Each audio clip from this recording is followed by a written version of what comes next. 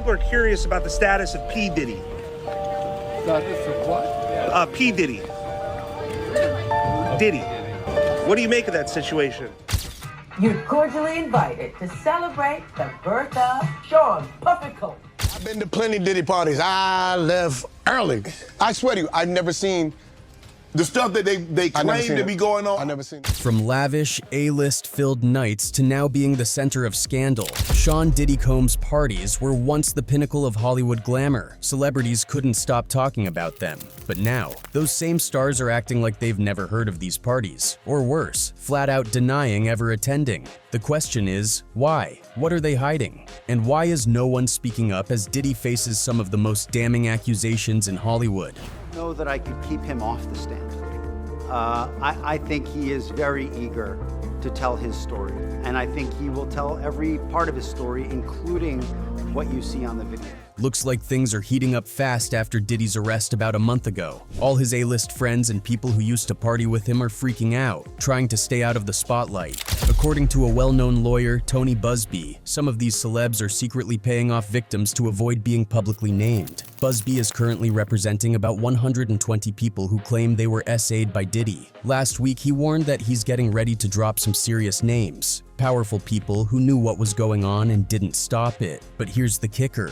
Buzbee told TMZ that his firm is giving these stars a chance to settle with their accusers before their names hit the headlines. In cases like this, especially because it's best for the victims, we try to settle things before filing a lawsuit. Buzbee told TMZ on October 7th. When asked about when we can expect those bombshell lawsuits, he said, "Everyone's focused on which other celebs were involved, who's going to be named, who's getting outed. I don't expect that to happen this week. We want to make sure we've got all our facts straight before we start naming people because it's going to cause a huge firestorm." Then he dropped a heavy warning. If you were there, participated, saw it happen, didn't speak up, or helped cover it up, you've got a problem. He made it clear he's coming after anyone who knew what was going on and did nothing. A lot of people saw this and allowed it to happen. All those people are at risk. This comes right after Buzbee's press conference, where he said the list of Diddy's enablers is long and shocking. He told reporters, "We will expose everyone who let this happen behind the scenes, no matter who it implicates. The day is coming when we'll be naming more names than just Sean Combs, and trust me, there's a lot of them." He wasn't done though. It's already a long list, but we're going to be 100% sure before we drop those names. And when we do, it's going to shock people. Buzbee also said he'll start filing lawsuits in different states within the next 30 days. And when the time comes, Diddy's not going to be the only one on the hook. These people know who they are. Buzbee warned, they should just come forward now. I'd bet there are a lot of nervous people right now trying to scrub their texts and delete data, but you can't hide forever. Now you might be wondering, who are these A-listers that Buzbee is referring to? Well, according to fans, one of them is none other than Clive Davis. For someone who has been as influential in the music industry as Clive Davis, you'd think he'd have a sharper memory. After all, Davis has been spotted at countless events over the years, and it wasn't so long ago that he was a regular at Diddy's famous birthday parties. Yet, when asked about it recently, Davis shrugged it off, almost as if he didn't know who Diddy was. A lot of people are curious about the status of P. Diddy. Status of what? P. Diddy. Diddy. What do you make of that situation? This sudden amnesia seems odd, especially considering the praise he once gave these parties publicly. Is Davis trying to distance himself from Diddy now that scandals are surfacing, or does he know more than he's letting on? Well, you'd be shocked to realize that Clive is not the only celebrity who seems to be trying to erase any possible link between him and Diddy. Ellen DeGeneres, known for her friendly demeanor, also can't seem to escape the spotlight. During Diddy's appearance on the Ellen DeGeneres show, he got into a casual conversation about his famous parties. Ellen playfully asked him if she was invited to his birthday party, and Diddy confirmed, saying she's always invited, she just never showed up. So tell me about your birthday party, am I invited? Yes. Yes, you're definitely invited. I invite you to all my parties, you just haven't seemed to show up to No, any well of them. is it on the East Coast? Yes. Well, that's why. Why don't you have one here on the West Coast? What made this part of the interview stand out was how Diddy nonchalantly described the nature of his events. He mentioned that his parties typically started around 9:30 p.m., which surprised Ellen, as she thought his parties would kick off much later, like after midnight. What time would your party start, let's say? Like 9:30. Really, that early? Yeah. I could make that. Yeah. But I could think of you of starting a party at like midnight. Like, what time will it go till? That's a different type of party. Diddy then explained that while the official party might end around 2 or 3 a.m., the real fun continued at the top 2 floors of the hotel, with an exclusive after-party for his inner circle. It'll go from like 9:30 to like maybe 3 o'clock, 2, 3 o'clock. And then, you know, we have the top 2 floors of the hotel. And then it will carry on there? Yeah. Then no, I mean the after party. No, I know about them. It was in this offhand remark that Diddy dropped hints about how these gatherings extended into more private, secluded settings. While Ellen played along with the conversation, it's hard not to read into it differently now, knowing what we do about Diddy's alleged party antics. The idea of the party going on for hours and then shifting to a more closed-off hidden space now feels like a glimpse into the darker side of what was happening behind the scenes. At the time, this may have seemed like lighthearted banter, but in retrospect, these parties likely had a much more sinister undertone, especially given the allegations that have come out about Diddy's after-hours events. But this is not the only creepy interview that Diddy has had. In an unsettling interview on Conan, Diddy described a strange way of keeping guests at his infamous house parties. During the conversation, he explained how he liked to trap people at his events, and his explanation left many viewers feeling uneasy. Diddy talked about creating an environment where guests couldn't easily leave. He said, "You need locks on the doors," and even Conan commented about it sounding kind of dangerous. They just, you know, so you have, if you don't have what they need, they're gonna leave. Right. Gotta keep them there. Right. You need locks on the doors. Okay, this is sounding kind of dangerous now. The conversation took an uncomfortable turn when Diddy described how the lack of air conditioning and intense heat at his parties played a role in his strategy to keep people there. He explained that the heat made people more relaxed, affecting their mood and loosening them up. His words came off as unsettling, especially in light of the ongoing allegations surrounding his parties. It's a little kinky, but yeah. Rock with me, but just check it out. You need a lot of heat. A lot of heat. Yeah. Heat, you mean that physically the place has to be hot? You don't have no air conditioning. Diddy didn't stop there. He continued by explaining that the heat also affected how people drank alcohol, helping them build up a nice little sweat. What was intended as a joke about party planning quickly felt more like a description of manipulation. It was as if he was revealing a tactic to control his guests without them realizing it. Heat affects the alcohol, and it also affects, like, you know, everybody gets a little bit more comfortable and loose. Builds up a nice little sweat. Looking back at this interview, it's hard to ignore how creepy his comments now seem. What might have passed as humor at the time takes on a much darker tone as more details emerge about what really went on at Diddy's parties. The uncomfortable laughter on the show can't cover up how disturbing his words really were. But that's not all. When Diddy appeared on the Graham Norton show, things took a bizarre turn, as he casually bragged about his infamous parties. Sure, we all know he loves to throw a bash, but the way he talked about it on this show was just plain unsettling. While chatting with Graham about his last Train to Paris album release, Diddy didn't hesitate to mention that he throws a party for pretty much any occasion. We have a party for everything. You do, don't you? You love a party. Yes, we have a party for Tuesday. Now, that might seem harmless enough, but then Graham brought up an incident at one of these parties that involved the fire brigade. Diddy laughed it off like it was no big deal. Apparently, at one of his wild New York parties, a stripper's hair caught on fire because of some candles near the jacuzzi. In the bathroom at the party, in the bathtub, in the jacuzzi with the strippers, one of the strippers' hair got caught on fire because of the candle. Yes, you heard that right. A woman's hair literally went up in flames, and Diddy acted like it was just part of the fun. What? Instead of acknowledging how dangerous or just straight up wrong that situation was, Diddy brushed it off as if it was just another crazy story for him to laugh about. What's creepy is how he completely downplayed the fact that someone could have been seriously hurt. A woman's hair caught on fire at one of his parties, and instead of expressing any concern or remorse, he made it sound like just another wild night. It's one thing to throw big parties, but it's another to be so casual about dangerous and, quite frankly, inappropriate situations happening under your watch. The audience may have laughed, but let's be real, there's nothing funny about that.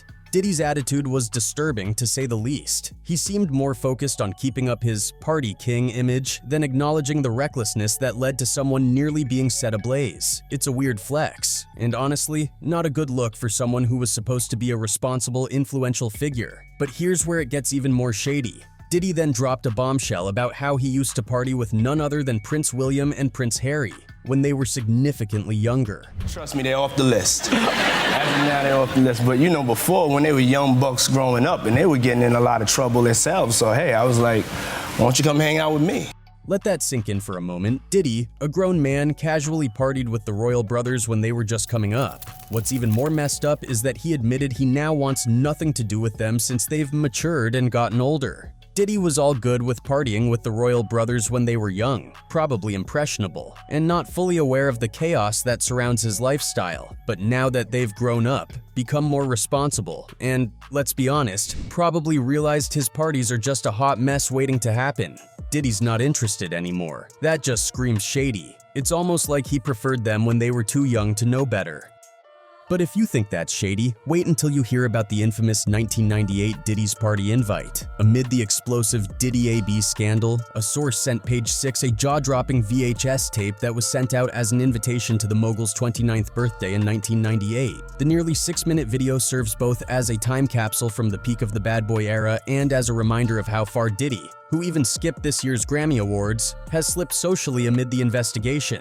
The tape, which arrived in the hands of the most powerful and glamorous players in Los Angeles and New York in a black velvet pouch with The Birthday Gala, November 4th, 1998, written on it in white script, features Oprah, Donald Trump, Derek Jeter, Ellen DeGeneres, Chris Rock, Mariah Carey, Magic Johnson, Will Smith, Ben Stiller, Joan Rivers, Wyclef Jean, Steven Tyler and Joe Perry, Tommy Hilfiger, Clive Davis, Ronald Perlman, Penny Marshall, Robin Leach, and Stephen Baldwin, among others, taking turns to hype the bash, encourage the recipients to RSVP and to goof off for the camera.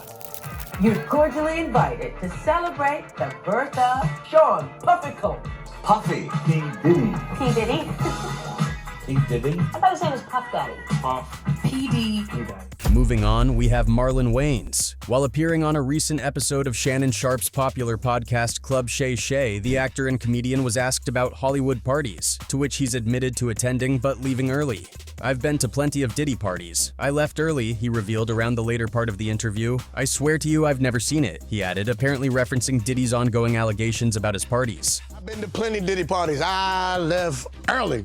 I swear to you, I've never seen the stuff that they claim to be going on. I've never seen it. Those aren't the type of parties that I go to. I don't frequent those type of parties, and even if I go, like I said, I've never seen any of this. Doubling down on his stance, he added, "When I hear about it, when did that happen? At what time did this go down? Because I was there till 3:30 a.m. You mean at 3:32 they waiting for me to leave like, alright, good. That Wayne's and gone, he talked too much." I see, you know? Yeah. I don't be seeing like, I'm not a man that's about and this and that. Yeah. If I buy a party, I like my own party. Well, fans didn't exactly buy Marlon's story. One person wrote, "Marlon definitely didn't party with Diddy and them, but he for sure saw and ignored all the BS happening around him because it wasn't his people." The reason so many people seem to be convinced Marlon may not be telling the entire story is because, according to Cat Williams, the actor may not exactly be the straight arrow in the pack. If you know anything about Cat Williams at this point, it's mostly related to two things. First, that he's funny, and second, that he hates men in dresses. The latter happens to be something Marlon Wayne seems to be all too familiar with. Williams has repeatedly spoken against men, particularly black men in Hollywood being made to wear dresses. According to the comic, it seems to be some type of initiation ritual to feminize those men. And do you know who's also been reported to have a thing for feminizing men? Diddy. Diddy late nights, anything can happen, I'm just vibing. Now, let's talk about Beyonce and Jay-Z. We know that Jay-Z and Beyonce will go to great lengths to protect their brand. Just look at what happened with Piers Morgan. Their lawyers contacted us to say that those claims were totally false and have no basis in fact, and we've therefore complied with the legal request to cut them from the original interview. Editing interviews is not something we do lightly at a show called Uncensored. For context, Piers Morgan took everyone by surprise when he gave Jaguar Wright the space to air out her grievances on national television. Jaguar didn't just stop at the surface, she went deep, claiming that Jay-Z has been involved in some of the most nefarious activities in the entertainment industry. It all began with Piers Morgan's controversial episode where he gave Jaguar Wright the platform to speak her mind, and let's be clear, this wasn't just some passing interview. Jaguar had an agenda, and Piers allowed her to run with it. Jaguar begins by addressing Piers' question about feeling vindicated after Diddy's recent legal troubles. Despite the charges against him, Jaguar is clear. She doesn't feel relief. For her, the accountability process is just starting. Do you feel vindicated Yes. by the events of the last few weeks? No, not at all. Because he's just the beginning. According to her, Diddy is only the tip of the iceberg, a figurehead of a deeply ingrained culture of exploitation within the music industry. Jaguar speaks candidly about her first-hand experiences. Having been in the industry for over 30 years, she recounts stories of her elders advising her to avoid certain individuals, but that advice wasn't enough to shield her from the trauma she faced. Even after decades, she still suffers from PTSD, and what's most disturbing to her is the repetitive nature of the AB, with younger women sharing similar stories. You live through these things, you're still suffering the PTSD created by all of this, and you're talking to a victim that's 20 years younger than you, and she's telling you the exact same thing that happened to you. This, she explains, is what makes Diddy and his actions all the more dangerous. The perpetuation of harm across generations, shielded by the industry's silent complicity. A significant portion of the interview is dedicated to the toxic culture that Wright claims has been allowed to fester under powerful figures like Diddy. She speaks not just from her own experience, but from what she witnessed as someone once involved in the dark side of the industry, working as a dominatrix before securing her record deal. This gives her unique insight into how the entertainment and industries overlap. Jaguar doesn't hold back. She describes the horrifying behaviors she has either witnessed or been told about, including ritualistic practices, drugging women, and discarding them like objects. The sheer scale of this AB, covered up by NDAs and payouts, has kept it hidden from the public eye for years. And it's all done under the protection of, this is gonna be paid off, there's another NDA, this is gonna be, it's terrible. Wright points out that people knew, many knew, but no one was brave enough to speak. Or if they did, they weren't believed. This culture of silence, Jaguar insists, has protected P-dators like Diddy for far too long. Another chilling aspect of Jaguar's claims is the idea that Diddy was selected for his role. She argues that he was specifically chosen to help maintain control over the black community within the entertainment world. In any case, it's not just individual celebrities who are being questioned, it's an entire system of silence that seems to have taken over Hollywood, and it seems that even Diddy himself is not safe. According to multiple reports, Diddy has been refusing to eat prison food out of fear that someone may try to poison him. Sources claim he's paranoid and terrified that his life is at risk. But where is this fear coming from? And is it paranoia? Or does Diddy have a legitimate reason to be scared? Speculation is running wild that Sean Diddy Combs might be refusing to eat in jail, fearing he could be Epsteined, taken out and made to look like a self-harm fatality. Sources close to the situation suggest that Diddy's paranoia is through the roof, especially as his testimony could expose dirt on some of the most powerful players in the industry. Former inmate Larry Levine has fueled the rumor mill by claiming Diddy may have stopped eating altogether because he's afraid someone might poison his food. Levine hints that Diddy's got serious secrets on people with deep pockets and high stakes, and they might want him silenced before he can take the stand. Kevin Hart. Mark Wahlberg. Snoop. DJ Khaled. For some, it's easy to brush off Diddy's fear as paranoia, but for others, this is just the beginning of a much larger story. The timing is what's raising suspicion. Diddy's testimony is scheduled to happen soon, and the word on the street is that his testimony could shake the foundations of the entertainment industry. His fans fear he won't survive long enough to tell his story, a fear that's intensified after the suspicious deaths of other high-profile figures who were set to testify before Diddy. As we know, Diddy has been facing serious charges that could result in years behind bars. But here's where things get even more shocking. Rumors are circulating that Diddy's testimony could involve exposing the Hollywood elites. Many believe Diddy could reveal the names of high-profile celebrities, politicians, and others who were involved in his infamous freak-offs, wild parties allegedly filled with disturbing secrets. I don't know that I could keep him off the stand. I think he is very eager to tell his story, and I think he will tell every part of his story, including what you see on the video. It's no secret that Diddy has long been rumored to have connections with some of the most powerful people in entertainment and politics. So if he does testify, what exactly will he reveal? Some speculate that Diddy's testimony could be more than just a defense strategy. It could be a bombshell that implicates other high-profile individuals, sending shockwaves through the industry, and that's where the danger comes in. Could it be that Diddy knows too much? Is that why there are fears that he might be Epstein before he can take the stand? Many believe that he may not survive long enough to testify, just like Jeffrey Epstein, whose death in custody sparked countless conspiracy theories. But the question remains, what are these celebrities hiding? Are they protecting themselves from the fallout, or is there something much darker lurking beneath the surface of Hollywood's glitziest events? The truth, as they say, always finds its way to the light, and it seems for Diddy and his party-going friends that time is quickly running out. Anyway, that's it for this video, folks. Bye.